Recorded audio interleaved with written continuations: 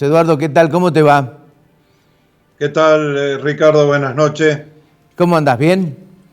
Bien, bien. ¿Preocupado?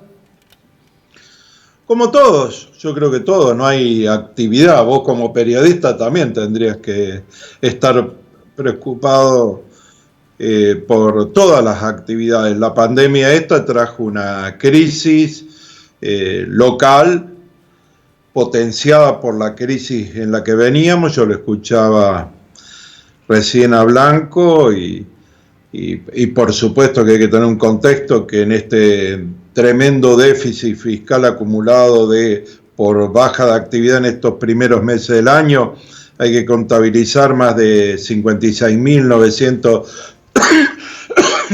32 millones de pesos de intereses de la deuda, de una deuda que viene de la gestión pasada, y también ver que el mundo está en crisis. Y hoy la pandemia desnudó también que esta crisis económica, que yo creo que vos tratabas en octubre, noviembre del año pasado, te acordarás de la guerra comercial mundial, en la que veníamos en los primeros meses del año. El precio del petróleo todavía no estaba declarada la pandemia en marzo, y luego potenciada, ¿no? Y en permanente evolución.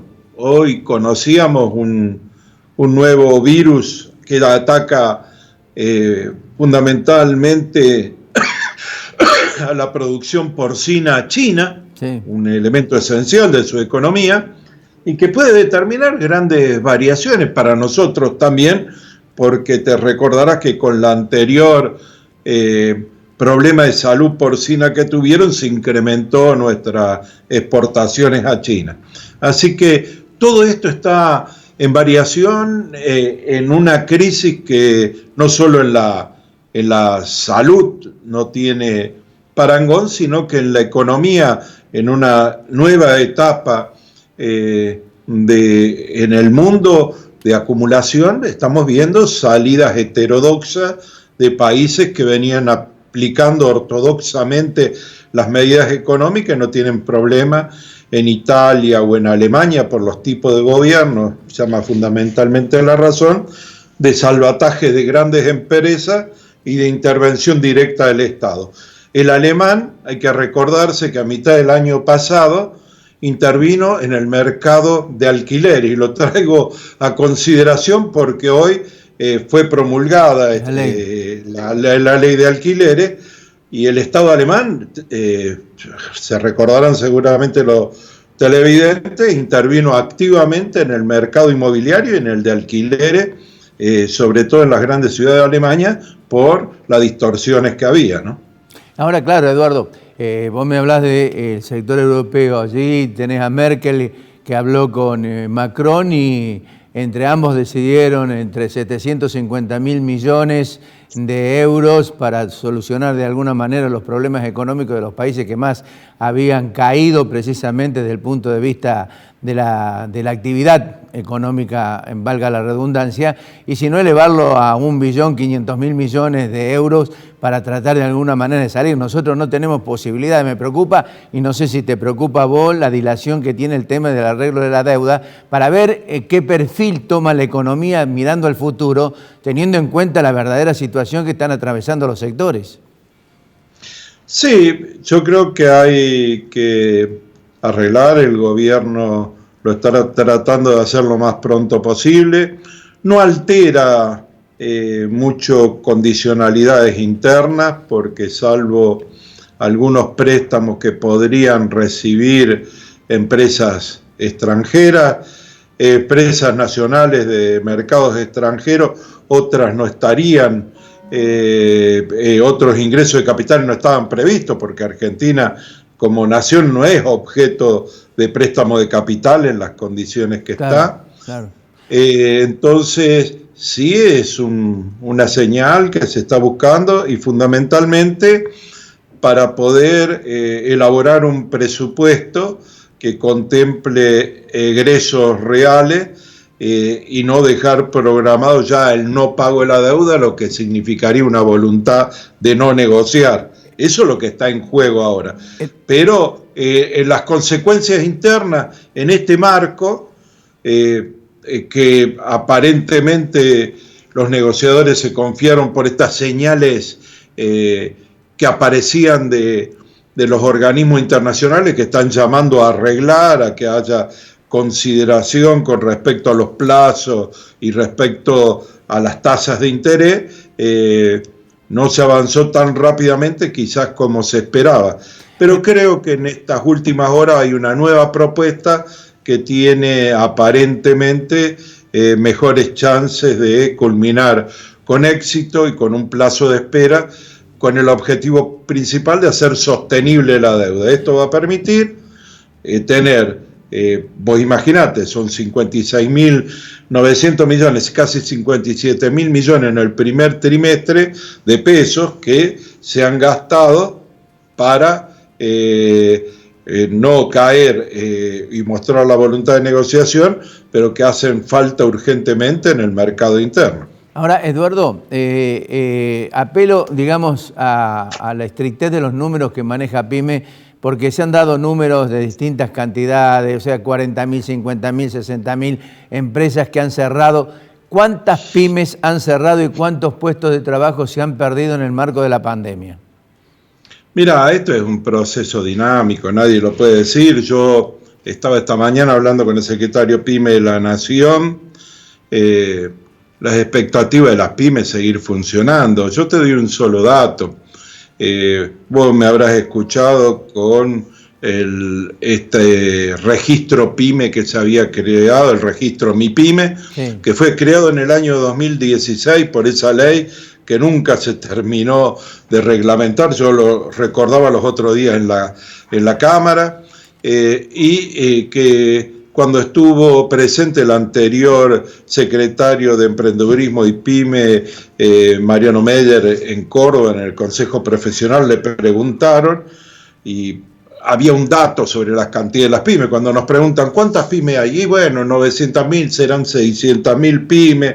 Entonces el objetivo era que se anotaran todas para tener algunos beneficios que no eran tales, entonces las pymes no se inscribían y la AFIP le ponía trabas. Cuando el gobierno en enero decidimos modificar esto, que pasara por el registro MiPyme, va por la AFIP para hacerlo más rápido, pero el que lo autoriza es la Secretaría PYME de la Nación. Hoy estamos en 1.348.000 inscriptos. ¿Qué significa eso? Que hay dos problemas en el país que es muy difícil de medir quién cierra, quién abre. Una economía subterránea que hoy debe estar entre el empleo y la economía en negro el 40%. Sí. Hay en los bancos los depósitos a la vista no es que disminuyeron, han aumentado, es decir, hay un consumo retraído. Sí. Tenemos entonces pymes y sectores informales que se pueden incorporar, que hay que incorporarlo.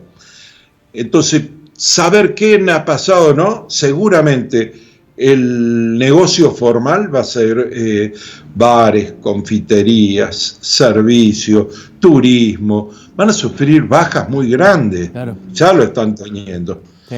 Se va a modificar el mercado de alquileres. Entonces, lo que se está planificando, lo que vemos, y Córdoba tendría que ayudar a la provincia en este proceso, de esta etapa 5 de distanciamiento social, pero activación económica, mover esta maquinaria. Y ahí decimos desde las pymes que hace falta otras cosas, ¿no? Para capital de trabajo, cómo asegurar el consumo interno y cómo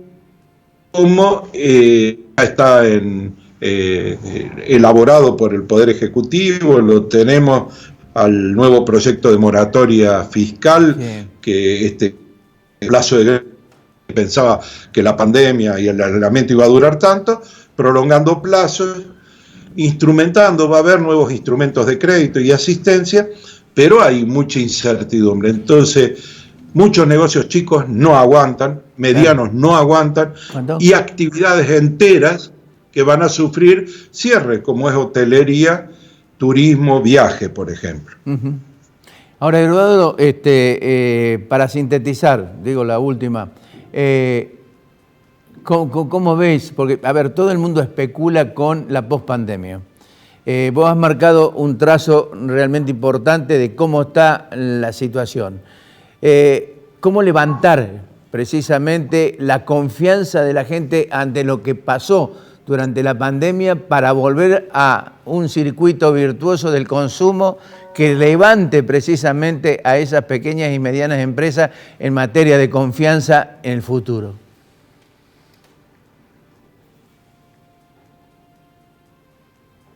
¿Me escuchás, Eduardo? Complejo. Sí, te escucho. Bien.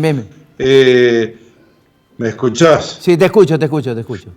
Es un proceso complejo. Es un proceso complejo porque encierra lo que en economía también se venía estudiando, que son conductas de consumo. Si te digo que hay capacidad de consumo de un sector de la población que por X causa no disminuyó los ingresos durante la pandemia, que tiene poder de consumo, que el Estado está dispuesto a seguir participando, pero mucho más direccionado a los sectores que lo precisen. Es decir, declarar en emergencia, que significa un montón de cosas, no medidas tan genéricas, sino más específicas. Pero fundamentalmente Eduardo, el tipo que consumía antes sigue consumiendo ahora y va a consumir más adelante. El que tiene las posibilidades de hacerlo, eso es innegable. Eso, sí, olvidémoslo. Pero la conducta social, claro, por ejemplo, es la parte de abajo. Mañana, si te dicen que habilitan los cines y los teatros, demos un ejemplo así. No va a ir masivamente la gente, porque hay una parte de la población que ha quedado con temor, lógico temor. Claro. En el consumo va a pasar lo mismo, se ha retraído. Ahora, insisto, para esto tienen que colaborar todos los actores, trabajadores, empresarios, Estado. Y cuando digo Estado, digo el Estado provincial, el municipal y el nacional. Ninguno puede estar ausente. Y yo siento que hay actores ausentes para la pospandemia. Ahí te pido, en la última, ¿vos crees que, por ejemplo, en el gobierno nacional, en este caso, falló en recurrir únicamente a infectólogos y no tendría que haber abierto una mesa donde se incorporaran concretamente los sectores movilizadores de la economía y fundamentalmente sociología, psicólogos, etcétera, para ser más amplia, más segura y con posibilidades, digamos, de apertura en algún determinado momento de la economía en el medio de la pandemia? Yo creo que esto agarró a todos con poca práctica, a gobierno, infectólogo, economista, sociólogo, no es una cuestión que aparece como voluntad o con el diario del lunes uno lo puede ver.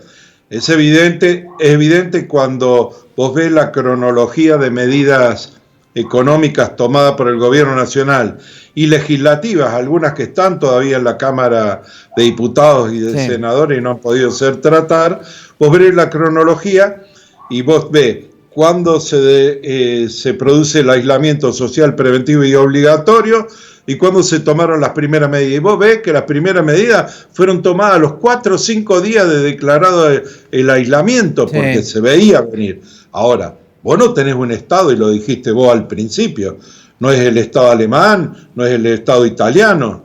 Nos dejaron un Estado sin Ministerio de Salud, sin a veces certeza de dónde tenías que aplicar las medidas, con un endeudamiento tremendo, y tuvimos 54 días hábiles de gestión antes de la pandemia y veníamos enderezando. Vos fijate todo lo que hay que discutir post pandemia y para dar certeza. No están establecidos todavía cómo vamos a seguir con lo de las tarifas. Hay un congelamiento. Sí. Sí. Mira, pequeño detalle en el costo argentino. Logística. Hay que discutir una política financiera. Este sistema financiero demostró que no es el adecuado para Argentina ni en ningún lugar del mundo. En laboral. Teníamos 7-8% de la capacidad prestable al sector privado iba en el año 2019, en septiembre del 2019, un dato. Y hoy estamos, y hemos subido una barbaridad, y estamos en el 12, 14, y el promedio mundial es el 60. Claro. Entonces, sistema financiero, sistema tributario, sistema de comercio exterior. La verdad que hay que dar un montón de certezas que están esperando, pero que tiene que primero arreglar con los acreedores externos y volver a una normalidad, entre comillas, con estados municipales, provincial y nacional asociados entre todos, porque si no, no hay posibilidad de incorporar las economías regionales. Sí. Y hay que hablar. Hay muchísimo por hacer, hay mucha expectativa, pero también hemos dado media sanción en la Cámara de Diputados a la promoción de la ley de conocimiento, que va a extraer divisas también, porque lo escuchaba Alfredo, pero una de las industrias que mantuvo divisa fue la industria del conocimiento, entre ellas la del software, y también se mantuvo todo lo estructural para cumplir con las exportaciones de cereales, ¿no es cierto?, y todo lo que fuera producto agropecuario. Así que con eso el país viene cumpliendo, no tiene incumplimientos de exportación, que es importante también y es un factor a tomar en cuenta en la recuperación. Eduardo, te agradezco mucho. Otro dato que hay que analizar es la provincia, ¿no? Sí. Yo con la provincia estoy muy preocupado, no tenemos tiempo, Ricardo, ahora, pero cuando estoy viendo las cifras del endeudamiento, la cifra del endeudamiento y la estructura tributaria provincial no ayuda a la recuperación. Bueno, puede llegar a salvar el acuerdo con los bonistas. Esa es la única posibilidad que tiene. De todas maneras, lo dejamos para una próxima oportunidad. Te agradezco mucho, Eduardo. Gracias por la gentileza. Ricardo, un abrazo.